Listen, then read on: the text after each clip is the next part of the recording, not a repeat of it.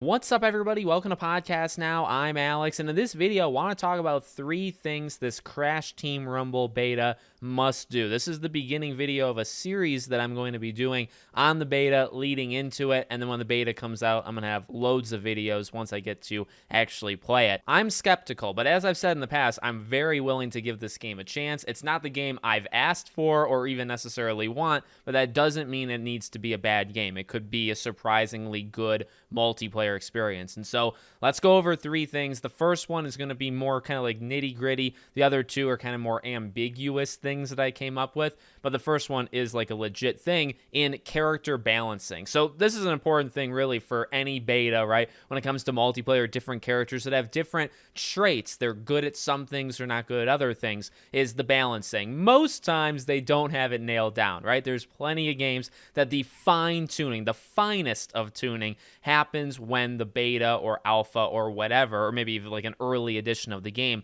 comes out. That's when you really get it, because that's when you start to see players do things that you've never seen before in the office. They're playtesting it every day, right? Well, they have playtesters, and then also the team itself, you imagine, is playing it every day, battling each other. It's what generally happens with these multiplayer games, and so you get a good feel, but you never truly know until fans get to play it. So we know there's different like factions, there's different kind of skill sets that some of these players have. Some of them are scorers, some of them are better at defending. It's going to be very important, and the tricky thing is not every character is in the beta. I think there's 4 or 5 characters in the beta, but when it comes to the actual game, I think there's going to be 8+ characters. You imagine there's going to be more over time as well, so you're not going to be able to balance all of them. So we're going to get a good sense of not only who's better necessarily, like you can rank them, right, who's the best player to play in this game, but we're really going to be able to understand how the game functions. Are some of these kinds of characters, are they even necessary? I'll be honest, reading it, they do sound unique, and it sounds like you're gonna need at least one of each kind of character on your team, right? There's 4 characters. I believe there's 3 different groups of what your character can be. You're probably gonna need all 3, but you don't know that, right? Because the scorer is a very well-rounded character. I imagine Cortex is that. I imagine Crash is that. We'll have to see, because even the team, they've talked to that in interviews, they've said they kind of default, some of them default to them, some of them default to other kinds of characters. So if you just have a team of all Crash, can you do that? And secondly, would that win you the game? Because then you may not need other characters. So that's a more, I'd say, nitty gritty. They're going to have to figure that out. We really can't tell until we get multiple sessions in and we play the game. The second thing this beta is going to need to do, at least to me, and I guess I'm projecting and hoping other people agree with me, is to prove if it can last long term. So for a game like this, they need it to last longer than a couple weeks, even a couple months. It's the tricky thing with this game. It's it's why I believe people have debated it. It's why I've talked, not necessarily all positive on this, is, well, not only do you need it to do well at launch, but also this is a game that if it's completely dead, if nobody's playing it in 2 months, you have a serious problem. That just factually will be the case. So why does that have to do with the beta? Well, the beta is 4 or 5 days, right? April 20th, I believe, till the 24th. That's a long time. And now you have to pre-order the game to get in. So it's already people that are moderately interested, right? But you're going to need to prove to those people, and it's a good test. If the game gets stale within the first day or 2 of the beta, that is an atrocious sign for the base game. Now, on the flip side, right, not to just be a negative Nancy, if the 4 days flies by and you don't get bored, if everything's working, you say, okay, there is potential maybe with additional modes, additional characters, or even just what we have with the beta, okay, this game can last more than a couple days. I really, if I were to rank these in terms of importance, this might be the most important, because if in day 2 on April 21st or 22nd,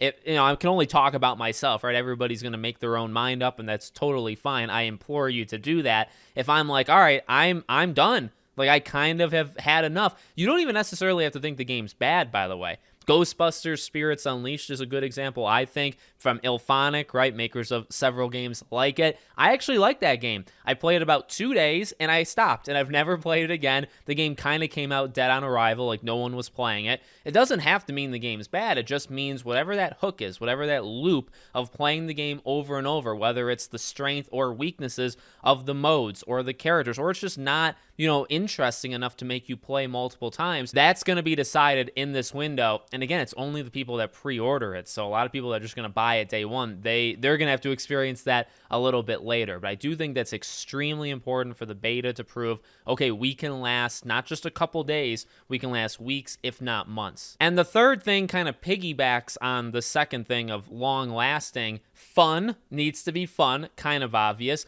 But two, it needs to prove to Crash fans that it has a right to exist. And I'm pretty serious on this. This goes back to what I said in the beginning of the video. Look, I'm not opposed to it. If they want to do it, fine. I'm a little worried that like they're kind of putting almost the, and I don't know this, it's just a sense I get. Are they putting the future of Crash on the success or failure of this game? It's actually what I'm most terrified of, right? There's always the debate of, did Crash 4 sell well? Did it not? Are they putting all their eggs in and saying, well, look, this is the perfect game for a live service, even though it's not. But let's do it. We'll do the battle passes. I mean, Crash Nitro Refueled is somewhat similar. It's a full price game. Actually, this isn't even full price. I think it's $30.40 for the deluxe. So you pay us, and then we'll have some battle passes or season passes, and we'll kind of add. You need to prove that this is a thing that even needs to happen in the first place, right? Because I think if you polled Crash fans, most wouldn't say this is what they want, right? Again, I've been in the minority that I would take like a Crash Bash remake. I'm not like lingering on it. I'm just throwing it out there that if you wanted to do something different, you wanted to do a multiplayer game, I would have preferred that. But ultimately, Crash 5, like I'll do that. I'll do remakes if you want to remake Twinsanity, right? Like go back. You can keep going back. It's fine. So I really do believe that. I think if you polled Crash fans, this is probably not where they end up. That doesn't mean it can't exist, but it kind of needs to prove that it has a right to exist, especially with season passes. And if you're going to need to buy things or not buy things, you have to prove that it needs to exist. And that's maybe not going to be shown in the 4 days, but it probably will, right? Because if it doesn't work at all, if it's just a complete failure, well, then you kind of have your answer. Did it need to happen? No. And I'd even argue to my second thing that the beta needs to do, prove that it can last more than a couple days. If this game is fine or fun and all, but only lasts, like the fun only lasts for like 3 days, well, I still don't think that actually, warrants it existing. I think it needs to prove that it can last months to then prove, okay, we have a right to make this game. You know what I mean? Does that make sense to people? Hopefully it does. And then the fun thing, I mean, it's an obvious thing, right? Needs to be fun, needs to be engaging, needs to basically be a game that Crash fans were not asking for, were not necessarily wanting, but that doesn't mean, it can't exist. And then you play it and you say, wow, this actually fits in the Crash family. This is fine. That's what this game needs to be. So let me know, guys, in the comments, what do you think? What does this beta need to prove to you to, justify it? Make sure you guys are subscribed and bell icon turned on. I will be doing many more of these videos as these weeks go on before the beta, and then we'll be playing it. Oh, let me quickly just remind you, if you want to play it with me, I'll probably do it on PlayStation. It'll probably be on PlayStation. Podcast Now is my username on PlayStation. On Xbox, you'll see my profile picture. It's the same one. Friend me. I'll add you. If I'm on, we'll play it together. Maybe we'll do a live stream or something, and we'll play Crash Team Rumble, okay? Thank you for watching, and I'll see you all on the next one.